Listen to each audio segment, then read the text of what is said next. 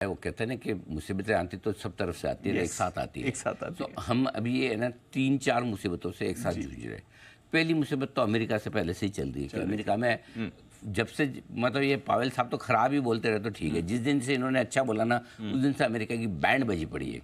पूरा महीना इतना खराब गया। और सोचो बोला इन्होंने क्या, उस समय हमको लग रहा 3 इक्के दे दिए इन्होंने भाई साहब हाथ में। हमें नहीं पता था कि इनको पता था हमारे पास कौन से पत्ते हैं। ठीक है, जब बोला क्या सोच के बोला पावेल साहब इस साल 3 रेट कट करूंगा, किधर किसकी, मतलब दूर अब अभी कल एक वो फेड वाले भाई साहब को बयान आया, बोले जरूरत पड़ने पे ब्याज दर बढ़ा भी सकते हैं, बढ़ा सकते हैं। अरे भाई क्या मतलब हार्ट अटैक दोगे?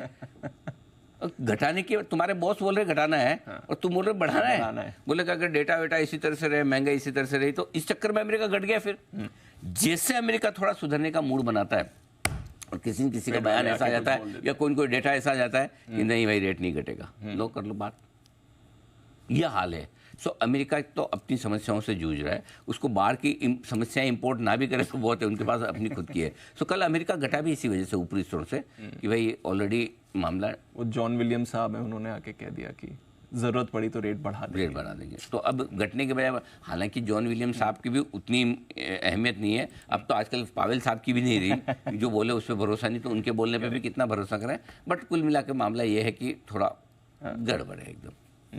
ठीक है, तो कठोर कमेंट्री आ रही है फेड की तरफ से, वो भी एक फैक्टर है। एक ये प्रॉब्लम। दूसरी प्रॉब्लम तो पहले तो ये कि ब्याज दरें नहीं घटने का डर बड़ा अमेरिका पे हावी है। दूसरी प्रॉब्लम है हमारे यहाँ एफआईज की तगड़ी बिकवाली।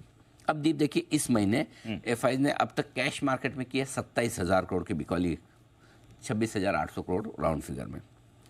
इंडेक्स फ्यूचर्स बेचे 18,700 करोड़ के आसपास और स्टॉक फ्यूचर्स 39,000 करोड़ के आसपास। ये है बिकवाली का आंकड़ा, मतलब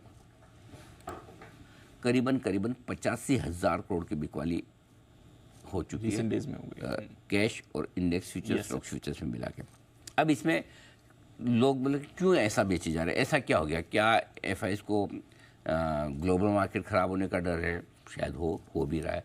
क्या एफआईज को इलेक्शन के रिजल्ट का कोई डर है इसलिए बेच रहे हैं, लाइफ आई पर प्रॉफिट बुक कर सकते हैं? या फिर तीसरी बात जो बताई जा रही है कि 11 अप्रैल को जो एक वो मॉरिशस से रिलेटेड जो एक रूल आया था जिसमें एफआईज को, जो मॉरिशस से आने वाले एफआईज को बेनिफिट जो मिलते थे, टैक्स बेनिफिट, उस पर निकाले जाने के, और इंसिडेंटली 12 तारीख से ही घटना शुरू हुआ है। 12 तारीख से लेकर अब तक 18 तारीख 4 ट्रेडिंग सेशन में कैश मार्केट में 20,000 करोड़ की बिकवाली हुई। ठीक है, एफआईज ने इंडेक्स फ्यूचर्स में 12 तारीख से लेकर अभी 4 दिनों में 16,000 करोड़ की बिकवाली की है। ठीक है, 12 तारीख से लेकर अब तक स्टॉक फ्यूचर्स में 14,000 करोड़ की बिकवाली। तो जो 85 करोड़ का पूरे महीने का आंकड़ा है उसमें से 40,000 करोड़ तो 4 ही दिन में, तो ऑन एन एवरेज 10,000 करोड़ की रोज आप डायरेक्शनल बिकवाली देख रहे हो एफआईज की। ऐसे में कैसे उठ सकते हैं हम? तो हमारी सबसे बड़ी समस्या एफआईज की बिकवाली है।